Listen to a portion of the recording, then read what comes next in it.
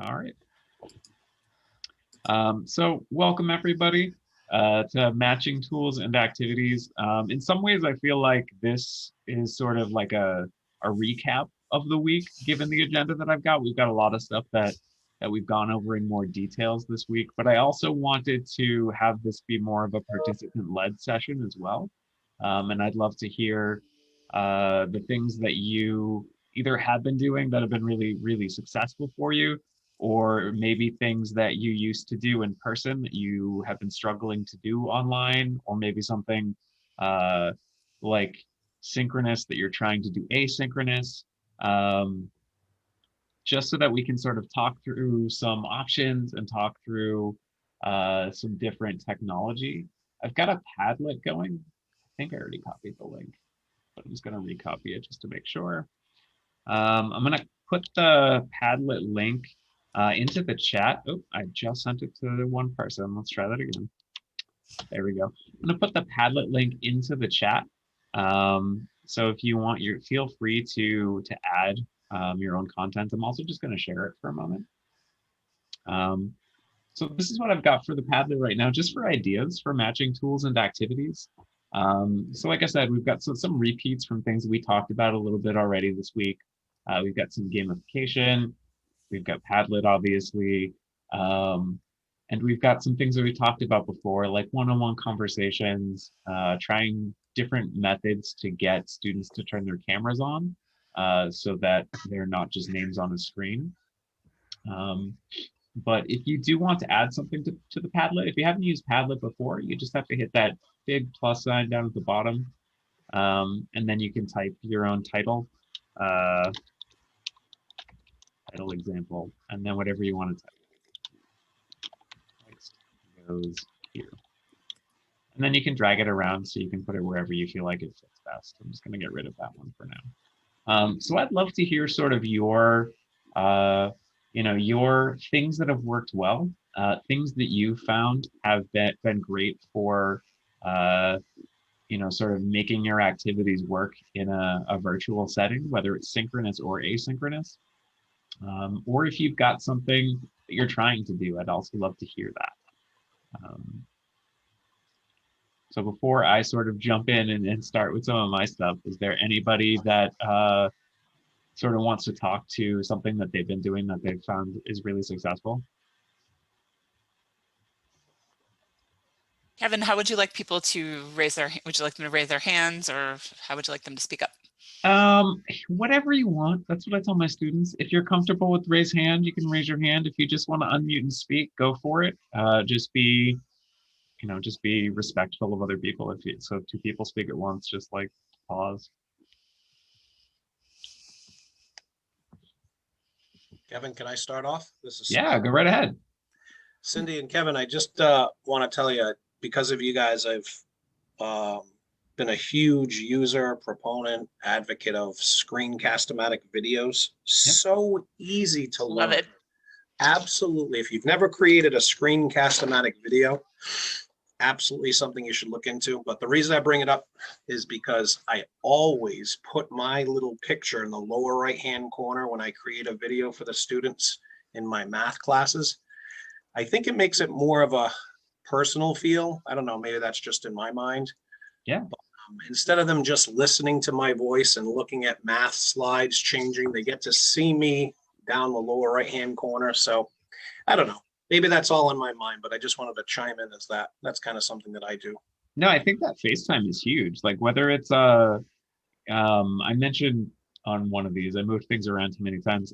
Even if it's just rather than updating at the top of if you're an asynchronous class, rather than just updating what you should do this week, like and typing it out at the top of your week, if it's making a video that shows your face, I think that that's such a huge step, because it changes you from being like class administrator, maybe a person, to Scott. Students know you rather than just what they should do. And if you're doing a video that's mostly something on your screen, I think that's a great idea. Keeping your face there. Yeah. Plus, they get to see how I've dressed and presented myself. Like I didn't just show up in sweatpants to create that video. they get to see me in the lower right-hand corner, you know, as a little, you know, again, I think that matters. Maybe the students are like, we don't need to see him. But anyway, that's just my theory. Yeah.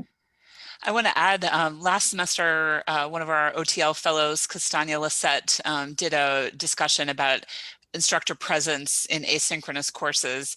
And her model was exactly what Scott just said, you know, first to see them and let them see you.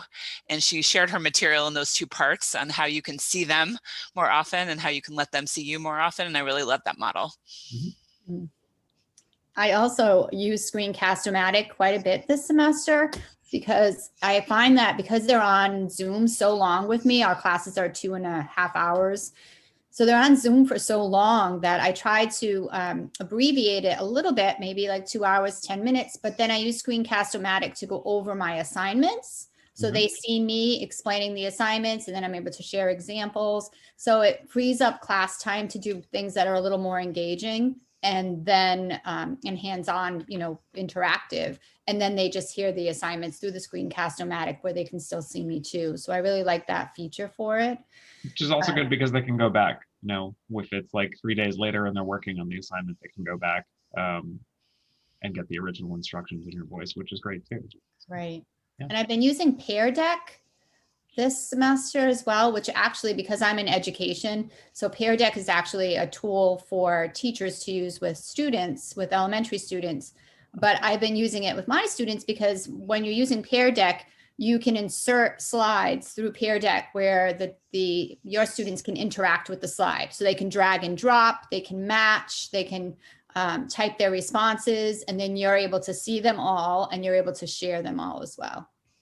Interesting. I've never heard of that. So I'm always happy to hear new tech to check out. I just shared the link to Pear Deck in the chat too, if anybody wants it. Nice. I think sort of a recurring theme we're hearing is presence, like instructor presence, and also just switching things up, like keeping it varied, because I know that it's very easy for us to sort of just fall into the same old groove and sort of do the same thing every class. And I think that these different ways to sort of vary things are definitely key to keeping students engaged. I have up here too, just for me, I find if I'm having a day where, you know, you have days where lecture just sort of is needed, where you have to go through content. I try to find something to break it up. And sometimes it's just like a YouTube video of somebody else essentially saying the same thing I'm saying, which we can watch and then respond to. Just to break things up a little bit. There's often better activities, but when all else fails, sometimes you can get somebody else to speak for you for a little bit. Anybody else? What else have you been doing that's been working really well for you?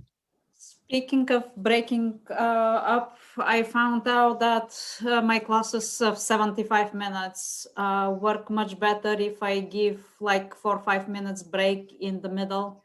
Mm-hmm. It's usually not exactly the middle, but wherever the content makes sense. And the way I do it, I ask my students to suggest approximately 5-minute songs to be played. So once the break is on, I start the song and I get up from my chair and go grab something to drink. And the sound serves me and my students as a signal when to come back without stressing, is there 1 minute left? Is there 1 minute left or something like that? So I think that helps me a lot to break the class, to maintain focus, and also to give a short breather to my students, especially to those who are stacking up their classes back to back to back. There are students who put all their classes on Tuesday, Thursday schedule and free the rest for work. And they find themselves sitting in class essentially from 8 or 9 until early afternoon at the minimum. And they're kind of really needing that breather to be able to refocus. I know I love a breather when I'm doing multiple classes in a row. If I send my students to groups, I love a breather to just go grab like a glass of water. So it makes sense. And I like the idea.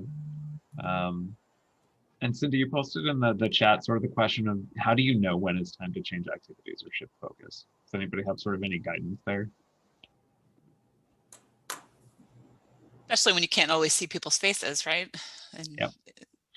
you I can know see one glazed look if we're in person. one thing I've done in the past when I had one of those like 2.5 hour classes was I gave the students the chance to choose the break. I told them, you get to choose one point during this period. For them, it was like a 2.5 hour class, so I gave them, I think it was a 15-minute break because that's a long time. But I think it can work just as well for shorter classes. I think this was a few years ago, but I think we did it on a rotation, so a different student got to choose every time, which also just gave them a little bit more empowerment, which I also always like. Yes, But similarly, I have a pool of songs that students have suggested and rotate them. And I was surprised that I didn't get as many as I wanted. nice. So you had them like submit them ahead of time? I'm sorry. You had them- Yeah, I just asked. Yeah, for, so you for get the fun of like suggestions. the will my song be on the jukebox next? Oh, well, for a while it was only one song until somebody else suggested, So it's kind of roll with the punches. Yep. Cool.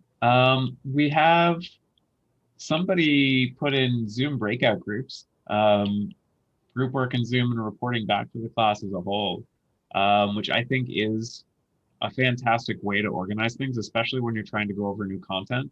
I will say it's a fantastic way to like organize things as long as you don't do it every class, because I feel like that is one of those routines that's very easy to fall into. It's very easy to fall into the start class, I introduce material, give you all something to work on, you break off, then you come back. So I think it's a great idea as long as you don't do it like all the time. So yeah, does anybody want to talk to that? Sort of how they've been using their breakout groups?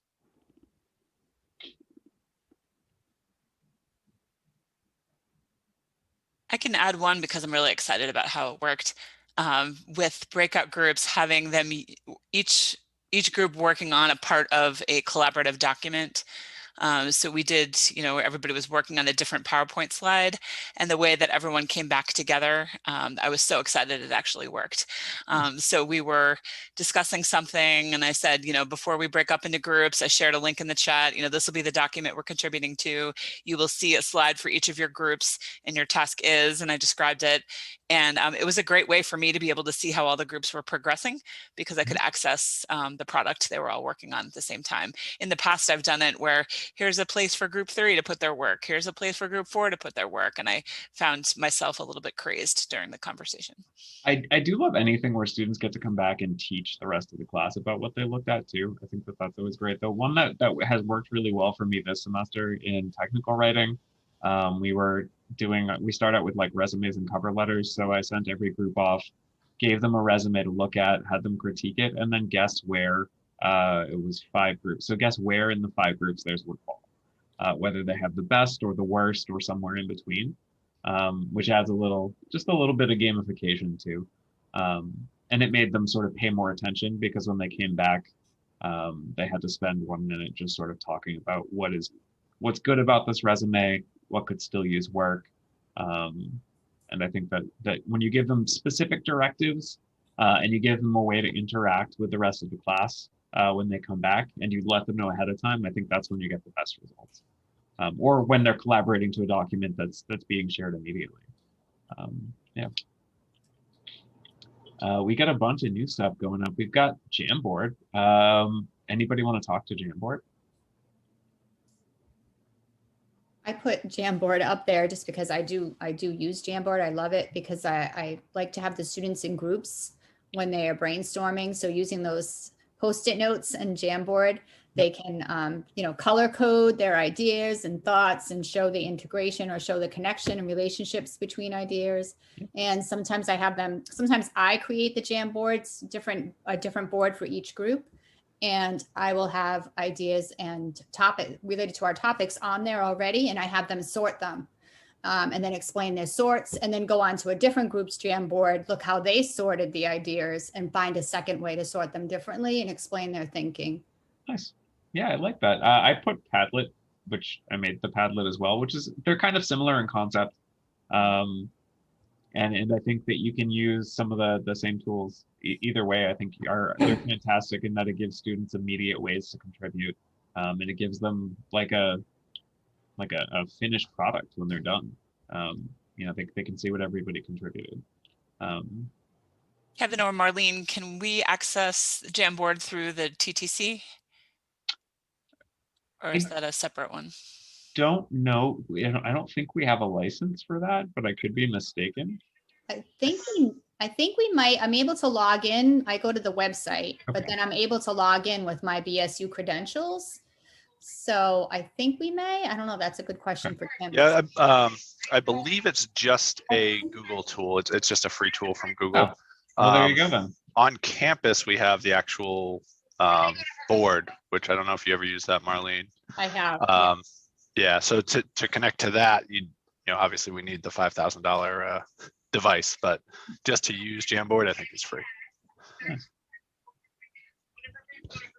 Cool.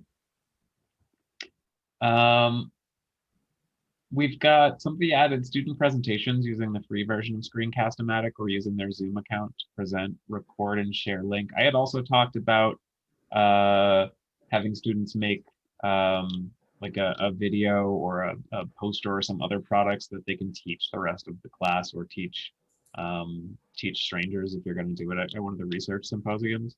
Somebody like to talk about how they're using student presentations online? I know it's different than in person.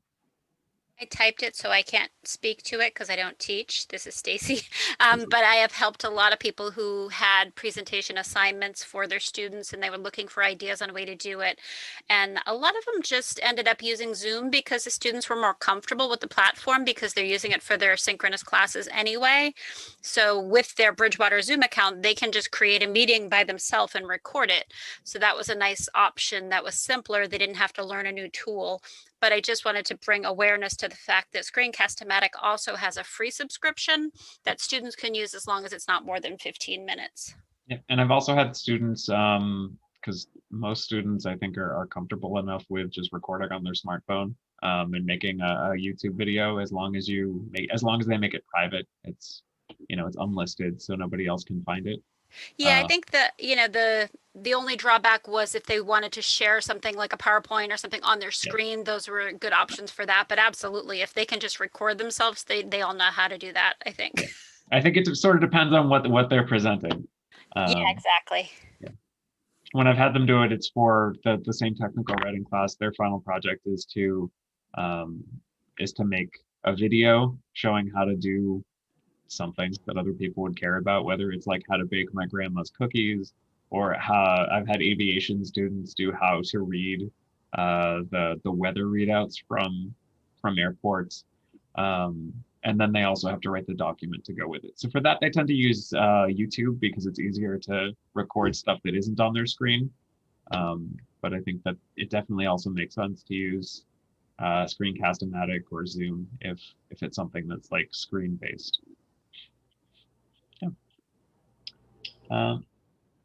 Anybody else want to chime in? I may have missed something that was added because I saw stuff kept going. But is there anybody else who wants to add something that they've been doing that's been working really well? I use the Screencast to promote the community event. I think it's a good one. Yeah. But also we use the Zoom because I joined a nonprofit organization. Not all member is community member. They don't have a license. So I wrote the instructions so they can use the free version to host the meeting if some things come up. So they can start any things they wanted. So I think that's very useful both the Zoom and the Screencast. Yeah. I'm a huge advocate of free tools, especially. You know, I think OERs isn't just textbooks, where we also have to sort of expand the definition to be what tools can students access, if it's provided by Bridgewater or not. Like the Google tools that are free and Screencast, I think are totally invaluable when they're moving out to the community. So yeah.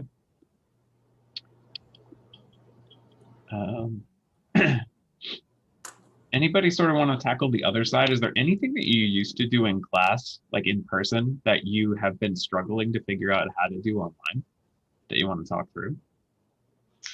Kevin, I had just something quickly to add. I don't know if you can hear me okay because I have a different audio today, but this is touching on something that Scott had brought up in the beginning of the hour. But one of the things I found effective utilizing the Screencast-O-Matic is having students work on some of our new concepts after our lecture, so sort of independently, but then providing a recorded tutorial of the answers for that kind of practice episode and posting that answer tutorial where I'm giving it and sort of running through these problems. So it's an opportunity I've found that I can increase that connection with students at other points later in the week after we've had our meeting, and they can kind of come to it on their own and rewatch it or pause it. So this was the first semester that I've really tried something like that, where I give an assignment just for practice and then provide a video that shows me running through how to achieve the correct answers. And I feel like that's been pretty successful. So I know Scott had touched on some of the benefits of that, and this was something that was new for me to try this approach. Whereas when I was live in the classroom, I would be doing this live, having students draw these concept sketches or to kind of figure out these conceptual problems related to what we were discussing. And in the classroom, of course, I'd have an opportunity to run through all the answers with the students, but remotely it's been a little more challenging. So, and I think the students feel like they're getting a little bit of that one-on-one because it is the FaceTime. It's the exact questions that I've asked them. So I think it helps make a more personalized feeling to the class when I'm able to talk about the answers in a recording.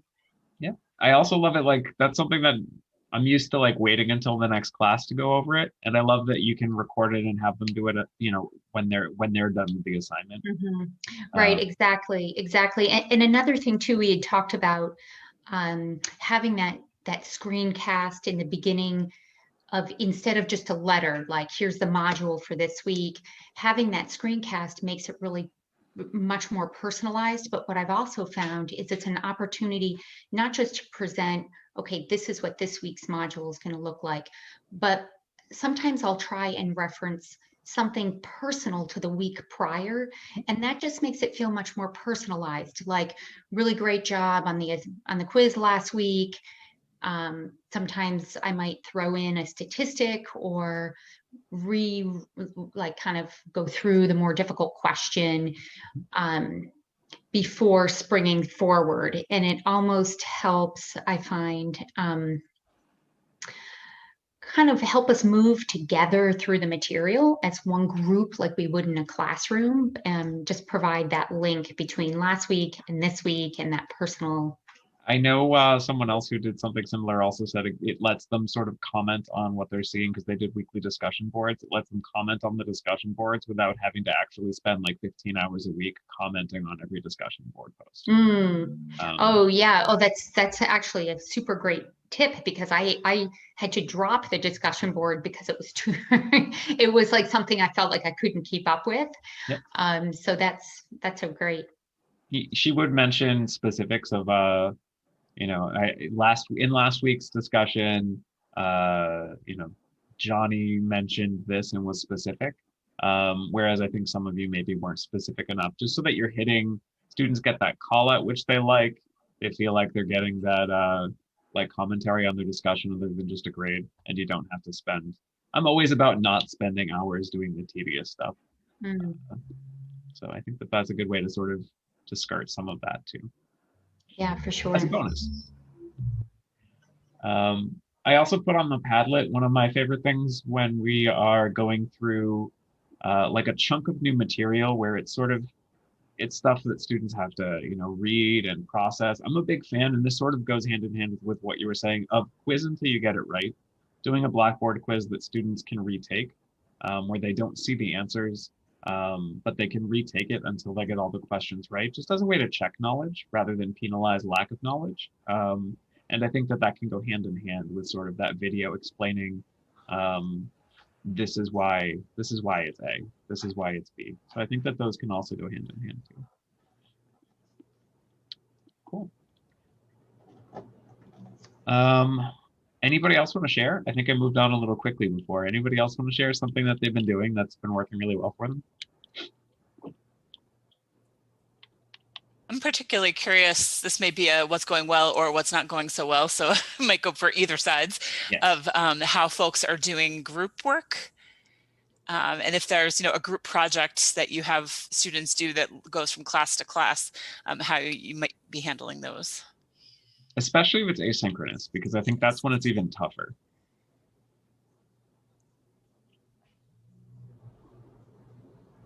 I know I can speak to my technical writing class. Their group work is mostly just a writing group. So they are sharing materials and they have to critique each other's work, which is pretty, you know, pretty standard.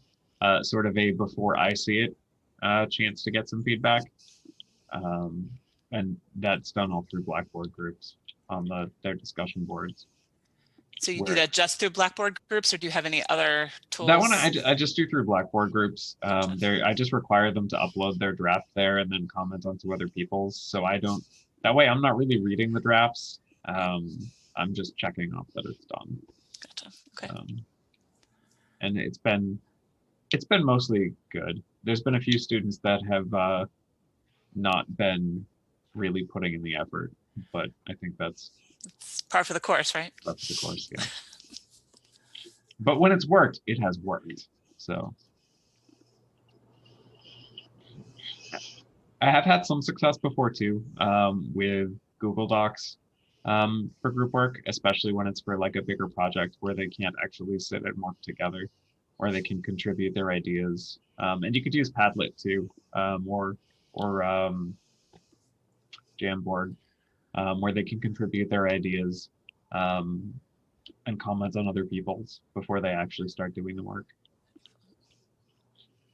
Honestly, I think the biggest challenge to group work when people can't work together is just splitting up the work in an even way. I think it's also tough online too, because you know, when they're in the classroom, if they're doing a project, they can sort of do some work, collaborate, do some work, collaborate. Whereas if it's asynchronous, it has to all sort of be coming in at different times. I think it takes some more finagling. I personally do not encourage my students working in groups to split the work, because in my view, the strength of a group work is that people are helping each other master all the skills that are involved. And when the project is designed, the work to be easily broken, we get different students to complete different parts. And if the students talk to each other effectively and brainstorm together, the project comes out well in front of the class. If they don't, the project comes out very fragmented, but regardless, students end up only mastering one skill instead of working on multiple skills. To go around this, I started stepping away from a group project, instead doing a class project on the discussion board.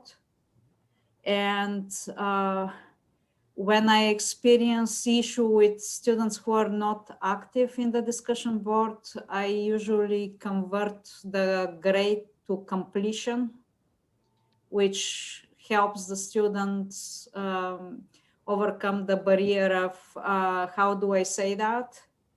And when I do that, I make the contributions visible immediately and very closely monitor at the very beginning, so that if so happens that the first discussion board posts are not up to par, I can intervene immediately, and that kind of resets the tone of the discussion and clarifies expectations, so that the majority of the work from the class has a better chance to be right on spot. I also discovered by trial and error that it's more work for me to break the discussion board grades in small chunks. But I'm getting better results because suddenly the students have a list of like comment on one question outside your area, X points, comment, ask a question in your area, comment, X points, or ask a question outside your area. I usually have the class broken in several big projects. I mean, I feel like I'm manipulating a lot of things behind the scenes to refine the structuring of the learning process, but hopefully the next time, every next time will be easier on my side, because one cannot foresee all the probable issues that will come up, and they get addressed one by one as we go. And for the next edition of the course, they are implemented from the very beginning. So So I think that to some extent, I think that makes sense, that one tactic is to sort of shift the focus from work on a group to sort of a larger group as a class, but also about accountability. And I think that if you are still going to stick with a smaller group work, I think that accountability is huge.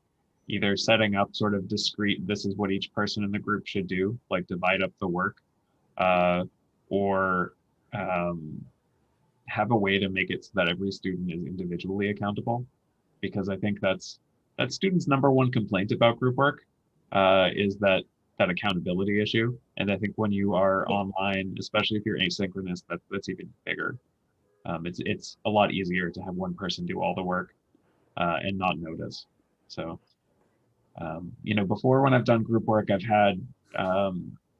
had students fill out individually anonymous forms, sort of reporting for bigger projects, reporting in weekly. What have you been doing this week? What has your group been doing? How do you feel your group is working together? And is there somebody that you feel like isn't contributing? And I feel like that just sort of gives that little extra nudge, because when you have to report what you've been doing every week, I think that's a nice little nudge to do something if you haven't yet. It helps also to have a backup small assignment, how students can earn the points when nobody asks them question, for example. Yes. Because they control the asking part and the answering part, but they cannot control will they be asked questions. So one way to go is for me to ask the questions myself, but I feel like I'm setting up the wrong example that I'm plugging in every time when the task is not completed. So I usually create alternative assignment to give opportunity to students who cannot fulfill the complete assignment to earn those points, because it's not fair to them not to have the opportunity. Yeah. I think another really good use of group work online too is having your students teach each other. So in the past, I've had some success where I'll have groups of 4 people, and each unit, like for 4 weeks, one student will have to teach the other 3 the material, and then the next student will have to teach the other 3 the material. Because I feel like that is one of the more effective uses of groups, is when students can teach. Because when when you teach, you have to synthesize information, and it's more than just like memorizing it. And it's sort of the same idea of what I talked about for the technical writing class, where students will critique something and then bring it back to class to tell everybody sort of like what they talked about, but in more detail. You know, read something and then teach others, I think is an effective way to go about that. Anybody else? Anything that you've had like a lot of success, or the complete opposite, just like a total failure with group work? I know I've had group work some days, just like small in-class assignments where I break people off into their Zoom breakout rooms, and there'll be 4 rooms. And when I join the rooms, I join muted and with my camera off. And especially at 8 a.m., you know, I'll join and the discussion will be lively, and then I'll join the next group and nothing. Absolute silence. And then when I chime in and I'm like, hey guys, how's it going? The answer will be like, oh, we're still reading. And I'll just have to sit there until they start talking. So sometimes it takes some nudging. And we have in the chat sort of any tips on nudging students to put them in at minimum a photo for their account on Zoom. Ultimately, sort of my big suggestion is I put it in my syllabus that you're required to have your video on, but at the same time, I also tell students, you know, I understand that things happen and you're human, and sometimes you might be like working with your family around. So I always talk about virtual backgrounds. I talk about how to upload a photo if they, at like the minimum, like you said. And then if I find that every few classes I have to remind students, hey, you know, just as a reminder, I ask that you keep your video on, and then it tends to get better. This past Monday, I gave them a break. Nobody had their video on. So I was like, hey guys, just as a reminder, you get a pass today because it's the first day of daylight savings time. And I know you're as tired as I am, but next time have your video on. So I think it's about nudging a little bit, sort of like that reminder, sometimes giving the pass. And I think it's also about being human, you know, like don't call people out. Nobody wants to be called out for not having it on. But instead sort of just, I think it's those gentle reminders. I don't know if that really answers your question. Does anybody else have any tips that they've used for trying to get students to keep their cameras on, or at the minimum to put a photo up instead of just having their name? Sorry. Go ahead. I've had them do photos with particular themes. That's something related to the material. You know, like I teach in the higher ed administration. So I did the like, find a photo of your undergraduate institution and put it on your screen as your profile. So, you know, I'll go through how to do that. I'll give them like a supplemental video they can watch for a tutorial. But that was kind of fun. And when it comes to cameras, I also want to mention that sometimes we're keeping the camera on really affects the bandwidth. So I've also had to consciously remind myself to call on students that don't have their cameras on, just so it's the norm is not created that turning your camera off means you don't have to get called on. I've had to like actually put their names like by the side of my screen so I remember to call on everybody, and I think that's really helped.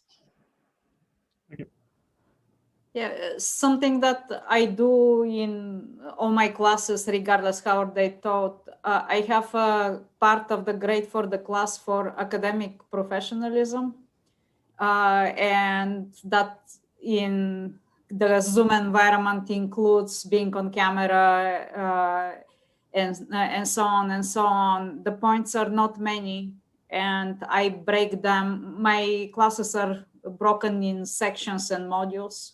So I try to post on Blackboard those points for every section / module, and essentially say points were subtracted for not being on camera, this and that, as a group reminder, as opposed to pointing at people and saying, hey, you didn't have your camera on. And since we're in virtual environment, I do that for extra credit. So there is a additional layer of motivation there. It doesn't work for everybody. Yeah. Well, I like that you call it academic professionalism. I feel like that's a really good way to go, especially because when we think about this virtual environment, you can then refer to, like, if you were working at a job where you were on Zoom all the time, what do you think your boss would say if your camera was just off all the time?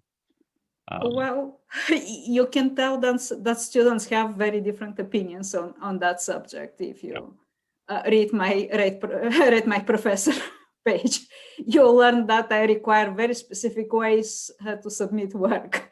So. But I also think that making it a part of the grade is good, as long as, like you said, it's not a huge part of the grade. Yeah, absolutely. Because I feel like that's just that extra little incentive.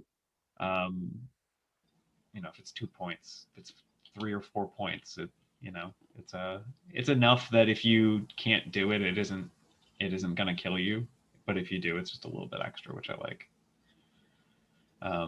That also makes me think about, the cameras on or off question is a big equity conversation. Yes. And there are some students that may start a little behind the ball when it comes to the circumstances they're joining class with, but calling it academic professionalism gives some flexibility where, you can earn points in other ways for academic professionalism through writing, or depending on how you're defining it in that given class. So I do like the flexibility that term offers. Thank you. I like the discussion of getting points in different ways too, because it makes it clear that, like, if you are having a bandwidth issue, you can do this instead. But also, this is probably the easiest way to get those points. Just click that camera button. So. Well, I encourage my students to communicate with me for technical issues. And I do have students who access my classes only on a phone and do not have the capability to have their camera on. And I have been lucky to be taught upfront. And I know that I'll never, ever see that student on camera. But in the same time, that particular student is always first to log in. I have a chat with that person almost every single class, simply because it's the student and me first in the classroom, and we chat through the chat because the audio and video is not possible. It's just a question of being open to communicate, and all I can do is offer my side constantly and consistently. And for some students, it does work. For others, I've also had one student who was just like, listen, I don't like looking at my own face. And I was like, do you think I do? But ultimately I just told her, do what you can. Like, my goal for all of you is to get you to take one step outside your comfort zone. So if if you're really uncomfortable with it, thank you for telling me, like, just try and turn it on sometimes. I think that in some instances, teaching online means that we have to customize our experience to our students more, because we want them to be like one step above where they started. And I think that's part of it too. Comfort's very different when it comes to technology. Yeah. Anybody else have any sort of success in getting students to have some face time? I think we could also talk about other methods of getting FaceTime, whether it's like Flipgrid. We mentioned screencast-o-matic videos. So you can also like have other ways of getting FaceTime.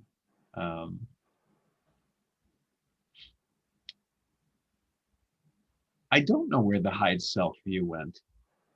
Right, am I crazy? It used to be here. I think it did used to be there. Unless that was a different video platform, which is also entirely possible. Oh wait, no, I use now it's here regularly, so. Oh, I found it. I'm sorry. It's in the, what is it, Cindy? What is it? I went over my own picture in the upper right-hand corner of your own picture. Oh yeah, there is a hide self view. Yeah, the ellipses. If you choose hide self view, then your own video goes away. So for the students who hate looking at themselves, sometimes that option really helps. I know that would make me more self-conscious, because then I wouldn't know, like, is there something in my teeth? Definitely. So everybody can see you, but yourself. Correct. That's interesting. Yeah. Yes, Kevin, I definitely thought, oh, this is going to make Zoom meetings more pleasant for me. I'll turn off my self view, but I had that exact panic of, oh no, I bet I can't, I didn't like it at all. I also feel like just for the sake of my own like brain, knowing that I'm on camera, seeing it means that I know it, which means that I'm not going to like go get a tissue and blow my nose.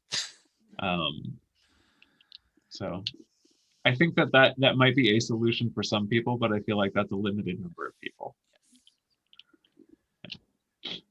Now, research is starting to come out that actually we're getting Zoom fatigue in part because seeing so many faces on the screen up close is pushing our innate reactions of somebody's too close to me, I have to be on alert.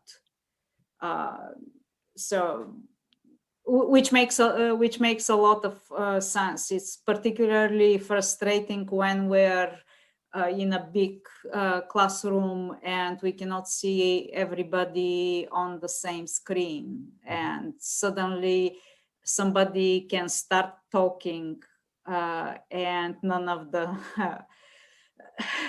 the faces are not right in front of us until the screen rearranges. So it's kind of a lot of new things to adjust to and to modify our reactions and our mode of working. And as the semester is progressing, is getting harder and harder to keep track on the small extra things that make things go smoothly.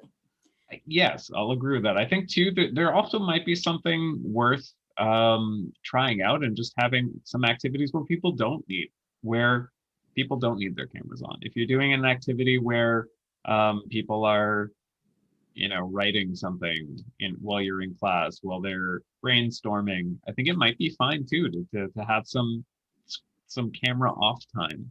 I think might be fine too. And if you define camera off time, that also then might help more people have camera on time.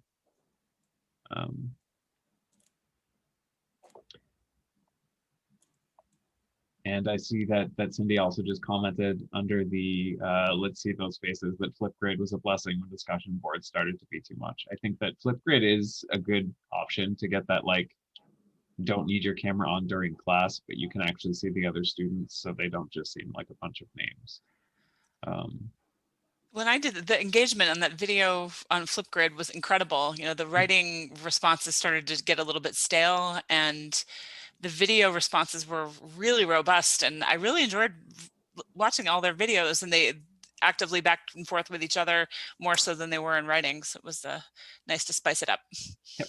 I think that's really the big key, is just switch it up sometimes. When things feel like they're getting stale, don't be afraid to try something new. And if it doesn't go well, it doesn't go well. At least you did something different. Because I think that's really the big key to keeping students engaged, is just trying something new, even if it's just one time. Kevin, can you talk a little bit on that thread about the decision to try a new tool? I have heard from folks that there's sometimes a bit of reluctance to introduce a new tool. We know our students are overwhelmed with so many tools, but sometimes we know that trying something new will help to re-engage them. For an instructor, how do you know when it's time to try something new, or how do you know when maybe you should just work with what you have? My general rule before everything went online was to try one new thing every semester so that we could get comfortable with it. I like Stacy in the chat said, try out one thing at a time, not too many. Yes. I think too, when you try out something new, you need to be very mindful about how you're using it and how it actually contributes to the course, and have it, introduce it to your students, give them a video demonstration, whether it's, in synchronous class or in an asynchronous video, of exactly what they're doing, and make it focused, make it small. I think that if you make it a small thing, like one Flipgrid video, or like one contribution to a Padlet, if you start small, students will engage more. And yeah, Stacy says ask for their input too. I think that that's big, is ask your students honestly, did this contribute to your class in some way? Did this help you understand the material? Did this help you engage with your classmates?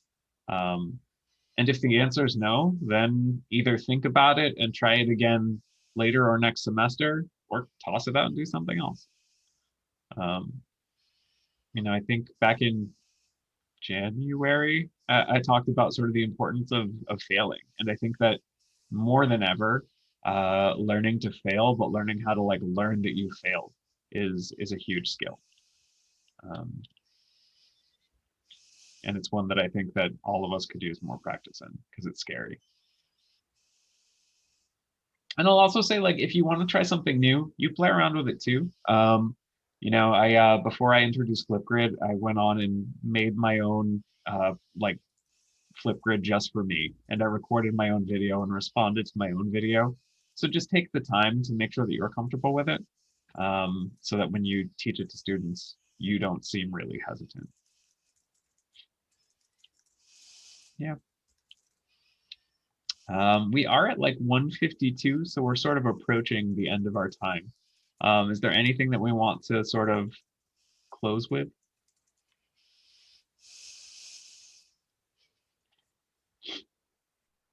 Yeah, one of Cindy posted that she tried using Flipgrid for someone's birthday as a practice. I know one of my like friends of friends to get familiar with the technology that he was going to be using for his high school, I think, class, posted trivia nights, just because it made him use all the technology, and if something went wrong, it was in front of like friends and not students. So I think that there is something to be said for, take the time to play around with it. It doesn't necessarily even have to be a lot of time. It can be, like half an hour. Kahoot is fun with friends too. Yeah, virtual retirement party. So I think it's all about you getting comfortable with it. And if you're having trouble learning it, if it's feeling non-intuitive to you, even after like watching a video of how to do something, then it's probably going to feel non-intuitive to your students too. So keep it simple, I guess. Keep it simple, keep it focused. It's a great time to remind each other that, this does not have anything to do with age. So, if you're having trouble learning something, don't automatically think, but, oh, all my students are younger, they'll get it immediately because they're younger. We have learned by now that is absolutely not the case. So thanks for the reminder, Kevin, that, if it's challenging to us, it's going to be challenging for at least some of your students. Yeah. And I think that the two, if you're trying something new, don't make it a huge part of the grade. If it's something that's a new tool and it's meant to add to class, don't make it something that will really impact a student's grade. Anything that I do that's new is almost always just going to be part of class participation, unless I have the time to really go through it and spend that like full class period showing how to demonstrate it, if it's something for like a bigger project. And let your students know that too. I think if they know that there's less pressure, they're more likely to have fun with it. And that's really what we want.